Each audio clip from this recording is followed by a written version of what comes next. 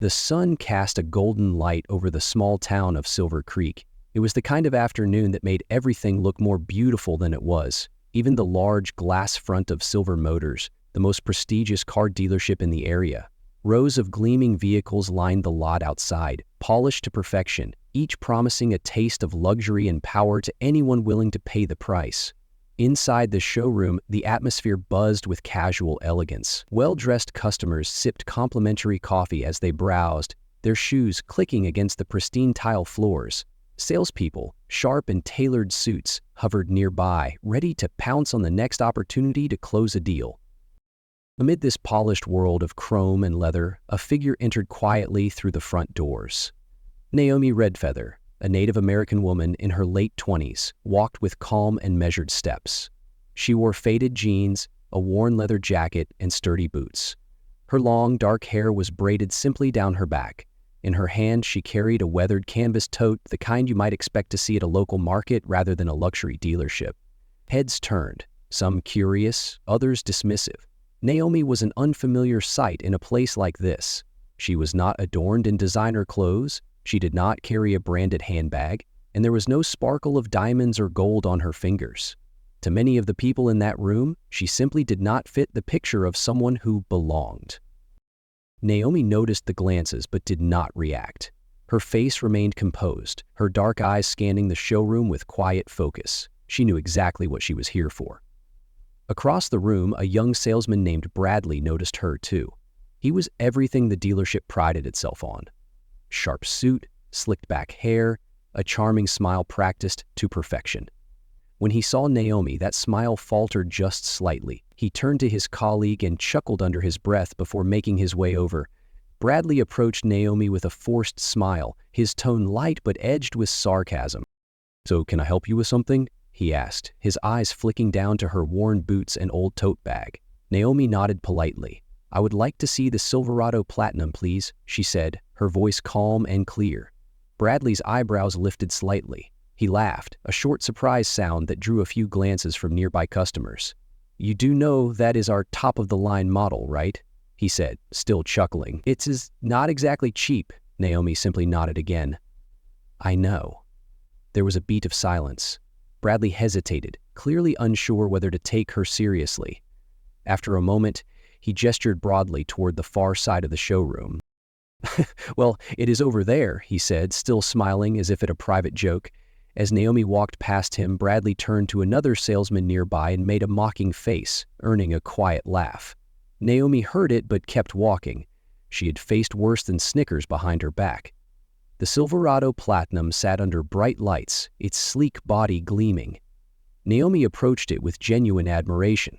Her hand brushed lightly against the hood, feeling the cool smoothness of the paint. She was not here by accident. She was not here to waste anyone's time. But no one in the showroom, least of all Bradley, had the slightest idea who she really was or what was about to happen, and Naomi preferred it that way. Naomi circled the Silverado slowly, inspecting every angle with a professional eye. Her movements were calm and deliberate, showing the kind of quiet appreciation that only someone who understood true value could display. Bradley, standing a few feet away, watched her with a smirk, playing at the corners of his mouth. He leaned casually against a nearby sports car, arms crossed, whispering something to another salesman named Derek. Both of them laughed under their breath, shaking their heads. "Maybe she thinks she can put it on layaway," Derek joked, loud enough for Naomi to hear if she was paying attention. Bradley snickered. "Or maybe she just wants to sit inside and pretend she can afford it," he added. Their laughter was low but cruel, and a few other customers glanced over with amused smiles. No one stepped forward to stop them. No one seemed to think twice about it. In their eyes, Naomi was simply out of place, a harmless curiosity to be quietly mocked. Naomi finished her inspection and turned back toward Bradley. "I would like to take it for a test drive," she said. Bradley blinked, as if he had not heard her correctly. Then he laughed again, this time openly. "I'm sorry," he said, still chuckling, "but we usually reserve test drives for serious buyers. You know, people who actually qualify." Naomi raised an eyebrow slightly. "And how do you know I do not qualify?" she asked. Bradley shrugged, his smile widening. "Call it a hunch," he said with a wink. There was a beat of uncomfortable silence. A middle-aged woman nearby shifted awkwardly, her eyes darting between Naomi and Bradley, but she said nothing. No one did. Naomi stood perfectly still, her calm gaze fixed on Bradley. The pressure of her silence made him shift slightly, uncomfortable for the first time. "Look," he said, softening his tone just a bit. "I am sure there is a used car lot down the street. Maybe something there would be more in your price range." The words were meant to sting, and they did. A few quiet chuckles rippled through the room. Naomi said nothing. She simply looked at him, her expression unreadable. Bradley, feeling emboldened by her silence, gestured toward the exit. "Why do not you check it out?" he suggested. "No harm in being realistic." Naomi's hand tightened slightly around the strap of her tote bag, but otherwise she gave no sign of anger. Instead, she spoke with quiet precision. "I will not be going anywhere," she said. "Not yet." Bradley rolled his eyes dramatically. "Suit yourself," he said, already turning away. "But do not expect any miracles." As he walked off, Derek called after him in a stage whisper meant to be overheard. "Maybe she thinks this is one of those charity shows," he said, "where they give cars to sad cases." More laughter. Naomi stood alone in the center of the showroom, surrounded by polished chrome and false smiles. She could have left. She could have confronted them, but she did neither. Instead, she calmly pulled her phone from her tote bag and made a quick call. Her voice was low, almost casual.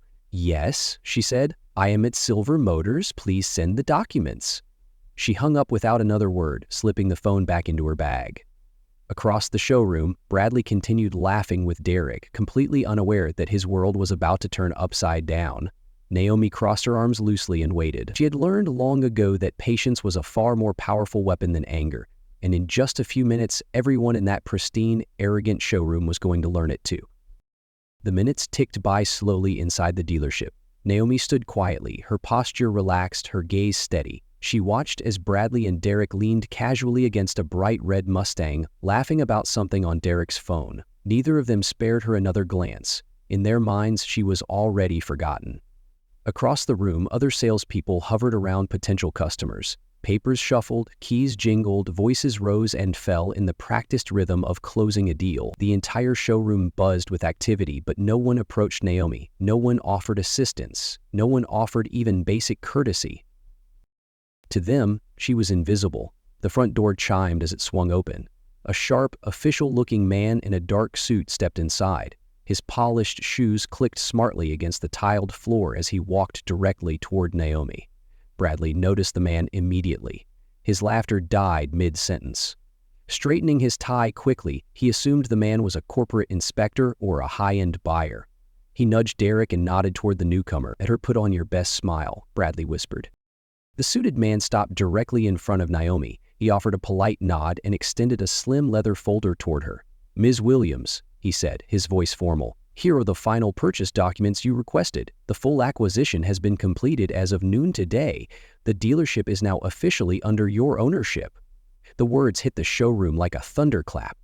The nearby conversations faltered, heads turned. Silence rippled outward from the small group. Bradley's mouth fell open. Derek straightened from the car, blinking rapidly as if he had misheard.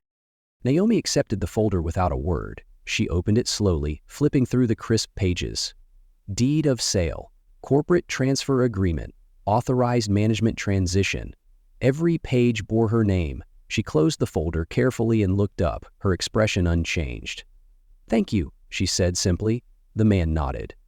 "I will coordinate with the remaining staff for a formal introduction meeting. Would you like to address them now or after you inspect the premises?" Naomi glanced around the room. The salespeople were frozen in place. Customers stood awkwardly, unsure whether to continue browsing or to simply watch the drama unfolding before them.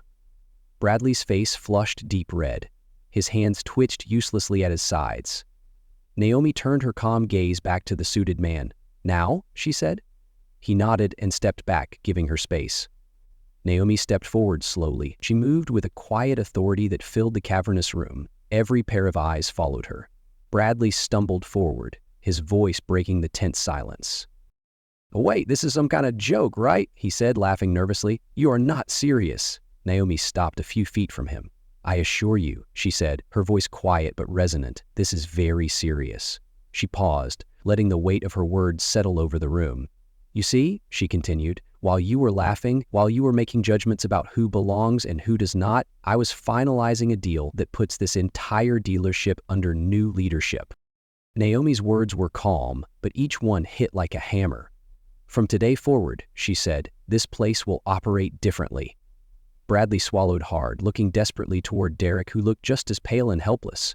Naomi folded her arms loosely across her chest. "And you," she added, her gaze locking onto Bradley, "will answer for the way you treated me before you knew who I was." The silence deepened. No one dared move. No one dared speak. Naomi stood tall, her presence undeniable, her quiet strength filling the entire dealership. And for the first time since she had entered, she was not invisible. She was unstoppable. Bradley stammered, trying to find his footing in a reality that had shifted under his feet. "Listen," he said, forcing a strained smile. "There must be some mistake. I mean, we were just joking around earlier, right? It was nothing personal." Naomi did not flinch. She simply watched him, her silence speaking volumes. The heavy folder in her hand, stamped with legal authority, was proof enough. No apology born from panic could erase the way he had treated her. Bradley licked his dry lips and turned frantically to the dealership manager, Mr. Hawkins, who had been lurking nervously by his office door. "Sir," Bradley called, his voice cracking, "you cannot let this happen. She cannot just come in here and take over." Mr. Hawkins stepped forward hesitantly, his hands clasped in front of him. "I am afraid she can," he said, his voice thin. "The ownership transfer is legitimate. Miss Williams has full authority over this dealership as of today." The words fell like a guillotine. Bradley's face twisted, his fists clenched and unclenched as he tried to salvage some shred of dignity. Naomi turned her head slightly, addressing the room. "I came here today as a customer," she said calmly. "I intended to observe, to experience firsthand how business is conducted here before deciding whether this location was worth saving." She paused, letting her words sink in. "And what I found," she continued, "was a culture of arrogance, disrespect, and discrimination." Several of the other salespeople shifted uncomfortably. Derek looked down at his shoes, his face flushed with shame. Naomi took a slow, deliberate step forward. "From this moment," she said, "everything changes." She lifted the folder slightly.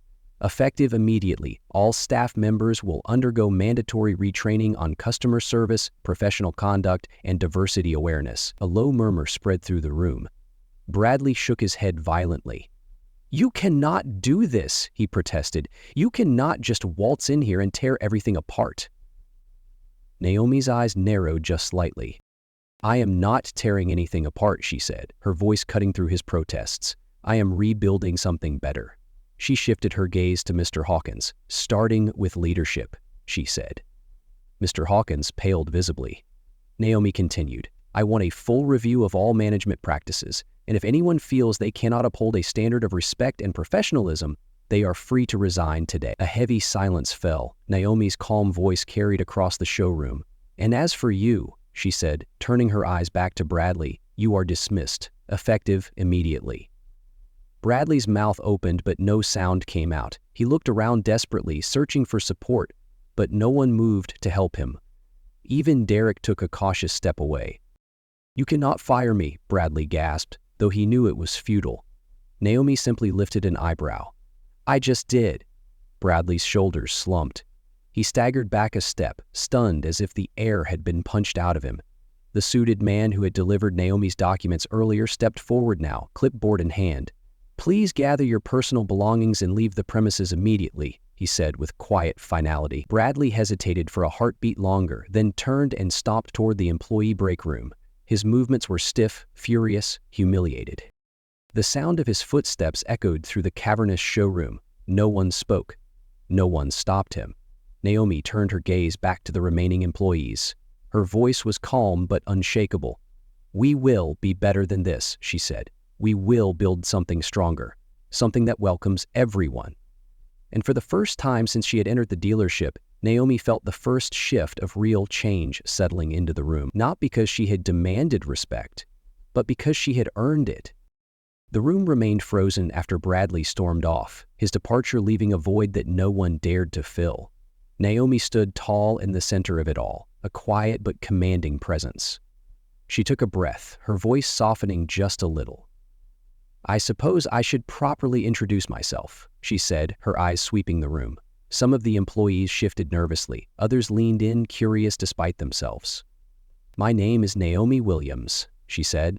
I am the founder and CEO of Red Earth Enterprises. A ripple of recognition moved through the crowd. Red Earth Enterprises was a rising titan in the business world, known for its impressive growth, ethical leadership, and its mission to empower Native American communities through commerce and opportunity. Naomi continued. I grew up not far from here, she said, on a reservation that most people in this town pretend does not exist. Her voice remained calm, but there was a weight behind her words. My mother cleaned offices, she said. My father fixed broken cars in a dirt yard with nothing but his hands and stubborn pride. She smiled faintly, a memory flickering across her face. I used to ride my bicycle past this dealership when I was a girl, she said, peeking through the windows, dreaming of the day I might be able to buy my parents a brand new truck. Her eyes grew distant for a moment. But whenever I came too close, she added, someone would come outside and shoo me away, like I was some stray animal that did not belong. The silence in the room deepened. Back then, Naomi said, her voice a little stronger now, I promised myself something. She paused. I promised that one day no one would ever make me feel small again. And I promised that if I ever found myself in a position of power, I would use it to change the way things are done. She looked around, her gaze landing briefly on Derek, then Grace, then the receptionist, a young woman with anxious eyes. I did not come here to punish, Naomi said. I came here to transform. A long pause. But transformation requires truth, she added. And the truth is, judgment and prejudice are poison. They destroy businesses, they destroy communities, they destroy dreams. Several heads nodded silently. Naomi smiled, just a little. Today, she said, we start fresh. She turned and gestured toward the large dealership windows, sunlight pouring through them. This place will not just sell cars, she said. It will sell dignity. It will sell opportunity. Every customer who walks through those doors, no matter what they look like, no matter what they wear, will be treated like they belong here. Another pause. And every employee, Naomi said, who believes in that mission will find a future here, a future where merit, not appearances, determines your worth. Her words hung in the air, electric and alive. In the corner, Grace wiped her eyes discreetly. The businessman who had watched the earlier exchange leaned back in his chair, his arms crossed but his face open, thoughtful. Even Mr. Hawkins, who had spent much of the morning fretting over profits and procedures, seemed visibly moved. Naomi finally allowed herself a small, genuine smile. We can build something incredible, she said, but only if we build it together. For the first time that morning, a different kind of murmur spread through the room. Not one of suspicion or judgment, but one of hope. The tension in the dealership had shifted, like a heavy storm finally passing, leaving behind clear, fresh air. Naomi stepped back, giving the employees space to absorb everything. She turned to Mr. Hawkins, her voice calm but firm. I expect a full review of operations, she said, starting today. Mr. Hawkins straightened, a slight flush coloring his cheeks. Of course, Miss Williams, he said quickly. Naomi nodded. And I will personally be conducting interviews for all staff, she added. We need to make sure that the people who represent this business actually believe in what it stands for. A ripple of nervousness went through the crowd. Naomi continued. Those who treat every customer with respect, who believe in the power of integrity, will have a place here, she said. She glanced meaningfully toward the door where Bradley had stormed out. But for those who think arrogance and prejudice are acceptable, today is your last day. Several employees exchanged uneasy glances. Others stood taller, hope lighting their faces. Naomi stepped aside, giving the staff room to breathe. That was when Grace, the young woman from earlier, stepped forward. She was trembling slightly, her hands clutched in front of her. Miss Williams, she said, her voice shaking. I just wanted to say, thank you. Naomi turned toward her, her expression softening. I have worked here for almost 2 years, Grace said, her voice growing stronger with every word. But I have always been invisible. Her eyes glistened. No matter how hard I worked, no matter how many customers I helped, people like Bradley treated me like I was furniture, she said. Something they could yell at or ignore. Several heads bowed in quiet shame. Grace continued. I stayed because I needed the job, she said, because I believed one day someone would see me. Tears finally spilled down her cheeks. And today, she whispered, you did. The room was silent, the weight of her words settling like morning dew. Naomi crossed the space between them in 3 measured steps. She reached out and gently placed a hand on Grace's shoulder. You were never invisible, Naomi said softly. They just refused to look. Grace nodded, her face crumpling into a mix of relief and emotion. Naomi smiled, a warm, steady smile that seemed to reach every corner of the room. Starting today, Naomi said, you are no longer just a receptionist. Grace blinked in shock. You are now our customer relations manager, Naomi said, and I expect you to help lead the way in creating the kind of environment we can all be proud of. The crowd erupted into a soft, spontaneous applause. Grace covered her mouth with her hand, her body trembling with a mixture of disbelief and overwhelming gratitude. Thank you, Miss Williams, she whispered. Thank you so much. Naomi nodded. You earned it, she said simply. The moment lingered, a breath of pure, unfiltered hope. The businessman, still seated near the window, clapped louder now, encouraging others to join. Mr. Hawkins wiped his eyes discreetly with a handkerchief. Even the skeptical salesman from earlier, who had said nothing during Bradley's tirade, clapped quietly, his gaze dropping to the floor in silent acknowledgement of his own shame. Naomi let the applause fade naturally. Then she addressed the room one last time. Every business, she said, has a choice. She glanced around, her eyes firm but full of possibility. You can choose to judge people by what they wear or where they come from, or you can choose to judge them by their heart, their character, and their potential. She smiled gently. I choose the second. A long pause. And if you are willing to choose the same, Naomi said, her voice steady, then you have a place here. No one moved for a long moment. Then, one by one, the employees stepped forward, nodding, smiling, murmuring words of commitment. It was not perfect. It would not be easy. But it was a beginning. And sometimes, beginnings were the most powerful things of all. The next morning, the dealership parking lot was unrecognizable. Reporters, news vans, and curious townspeople crowded outside the main entrance. Bright lights flashed, microphones waved in the air, cameramen scrambled for the best angle. Naomi stood at the center of it all, poised, calm, and radiating quiet authority. Beside her stood Mr. Hawkins, pale but resolute, and Grace, still wearing the new badge that read Customer Relations Manager, her hands clasped tightly in front of her. Naomi adjusted the microphone on the podium. The murmurs died down. Cameras focused on her. She took a deep breath and began. Good morning, she said, her voice clear and confident. My name is Naomi Williams. There was a small ripple of excitement among the reporters. I am the new owner of this dealership, she continued, and I am here today to talk about what happened. Murmurs stirred again. Naomi waited until they quieted. Yesterday, she said, an employee here made a choice. She looked around the crowd, her gaze steady. He chose to judge someone based on her appearance. A few nods, a few frowns. He chose to humiliate, to belittle, and to try to push someone aside because he believed she was less.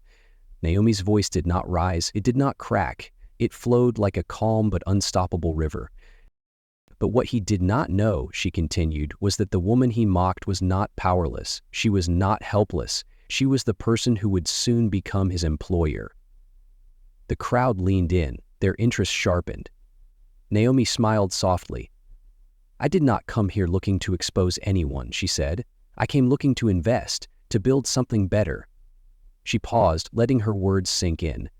But sometimes, she said, her tone deepening, before you can build something new, you have to tear down the rot that was hiding beneath the surface. For long silence, Naomi straightened her shoulders. This dealership is no longer a place where judgment and arrogance thrive, she said firmly. It is a place where hard work, respect, and kindness are the only currencies that matter. Applause broke out among some of the crowd. A few of the older townspeople wiped at their eyes. Naomi continued. I know what it feels like, she said, her voice softening slightly, to walk into a room and feel the weight of suspicion before you even say a word. She paused. I know what it feels like to have your worth questioned simply because of where you come from, how you dress, or the color of your skin. A hush fell over the crowd. Naomi smiled again, a small but powerful smile. But I also know this, she said. Your value does not come from anyone else's approval. She looked straight into the cameras. Your value is something you carry within you, she said. It cannot be diminished by ignorance. It cannot be taken away by hate. Her words hung in the air like a promise. On the side, Grace blinked back tears, and Hawkins stood a little taller. Naomi turned back to the crowd. This dealership, she said, is now a symbol of that truth. Reporters scrambled to take notes. Flashes popped. Naomi gave them a moment. Then she added, and to anyone watching this, anyone who has ever been made to feel small, to feel invisible, to feel like they did not belong, I want you to remember something. She leaned slightly forward, her voice lowering but somehow growing stronger. You belong, she said. You matter. And your dreams are just as powerful, just as important as anyone else's. The applause that erupted this time was louder, warmer, more sincere. Naomi stepped back from the podium, her work here not finished, but a major step taken. As she turned to leave, a young girl from the crowd pushed forward, her hands shaking slightly. Miss Williams, she called out. Naomi paused. The girl, maybe 16 or 17, wearing a worn jacket and sneakers, looked up at her with wide, earnest eyes. Thank you, the girl said simply. Naomi smiled, her heart tightening with quiet emotion. She nodded once. You are welcome, she said warmly. Then she turned and walked back into the dealership, the doors closing behind her like a line drawn between the past and the future. Outside, the cameras continued to flash. Inside, a new story was just beginning. The day after the press conference, Naomi arrived at the dealership earlier than anyone else. She stood quietly in the center of the showroom, her arms crossed, her gaze sweeping over every corner. Sunlight streamed through the floor-to-ceiling windows, casting long shadows across the polished tiles. Today marked the beginning of a new chapter. Hawkins approached her carrying a clipboard. Morning, Miss Williams, he said with a respectful nod. Good morning, Mr. Hawkins, Naomi replied warmly. He looked around, a mixture of nerves and excitement on his face. I have the list of the changes you requested, he said. Naomi took the clipboard and scanned it briefly. No more sales quotas that push employees into treating customers like numbers, she said, her voice firm. Every customer is a person first. Mr. Hawkins nodded. No more judging clients by what they wear, Naomi continued, or what they drive, or how they look. He scribbled notes quickly. Naomi tapped the paper thoughtfully. And most importantly, she said, every employee will go through new training, not just on sales techniques, but on respect, empathy, and service. Mr. Hawkins smiled genuinely. About time, he said. Naomi chuckled softly. Yes, she agreed. It is. Later that morning, Naomi called the entire staff into the showroom. They gathered in small clusters, whispering nervously. Some glanced at her with uncertainty, others with curiosity, a few with open hostility. Naomi waited until the murmurs died down. She stepped forward, her presence commanding attention without needing to raise her voice. Good morning, she said. The room stilled. I know many of you are wondering what is going to happen, she said calmly. Let me make it clear. She paused, meeting the eyes of several employees one by one. We are not just selling cars here, she said. We are offering trust. We are offering dignity. We are offering service. A few people shifted uncomfortably. Naomi pressed on. From today forward, she said, this dealership will be different. It will not matter what a customer looks like, or what they wear, or where they come from. She glanced pointedly at one of the senior salesmen who had laughed the loudest when she first entered days ago. If you treat any customer with anything less than full respect, she said, you will not have a place here. There was a heavy silence. And that includes how we treat each other, Naomi added. This is not just about customers. It is about creating a place where everyone feels valued. Mr. Hawkins nodded from the side. Grace smiled quietly. Naomi softened her tone slightly. I know change is not easy, she said. Some of you will be excited, some of you will resist. That is natural, she paused. But this change will happen, she said firmly, because it is the right thing to do. Someone in the back raised a hand hesitantly. Miss Williams, the young man said, his voice unsure. What about the people who were let go yesterday? Naomi's expression did not waver. I wish them well, she said, but actions have consequences. Another murmur rippled through the crowd. Naomi allowed it and she added, And for those willing to be part of this new beginning, there will be opportunities, training, promotions, a better place to work. More heads nodded now. The energy in the room shifted slightly, uncertainty giving way to cautious hope. Naomi smiled gently. "This is your chance," she said, "a chance to be part of something better, for yourselves, for our customers, for this community." She took a step back, giving them space to absorb her words. Hawkins stepped forward. "We will be starting with the workshop this afternoon," he announced. "Attendance is mandatory." A few groans. A few smiles. Change had begun as the staff dispersed to start the day's work. Naomi stood by the windows, watching Grace approach. Quietly, "You were amazing," she said softly. Naomi chuckled. "Thank you, Grace," she said. "It is only the beginning." Grace hesitated, then added, "It is just, I never saw someone turn things around like this, so fast." Naomi's smile faded slightly, a deeper emotion passing through her eyes. "Sometimes," she said, her voice quieter, "you spend your whole life waiting for a moment to make things right." Grace looked at her curiously. Naomi gazed out at the busy street beyond the windows. "My grandfather," Naomi said, "was turned away from a dealership like this, told to leave because he was a Native American man who did not belong." Grace's eyes widened, Naomi continued, her voice steady. "He told me once," she said, "that true change only happens when someone refuses to accept disrespect ever again, when someone says, 'This ends here.'" She turned back to Grace, her eyes bright but determined. "Planned." "Today," Naomi said, "this is where it ends." Grace swallowed hard, nodding. "I am proud to be part of it," she whispered. Naomi smiled, placing a hand lightly on Grace's shoulder. "Then let us build something beautiful together," she said. Together, they turned back toward the heart of the dealership, ready to begin.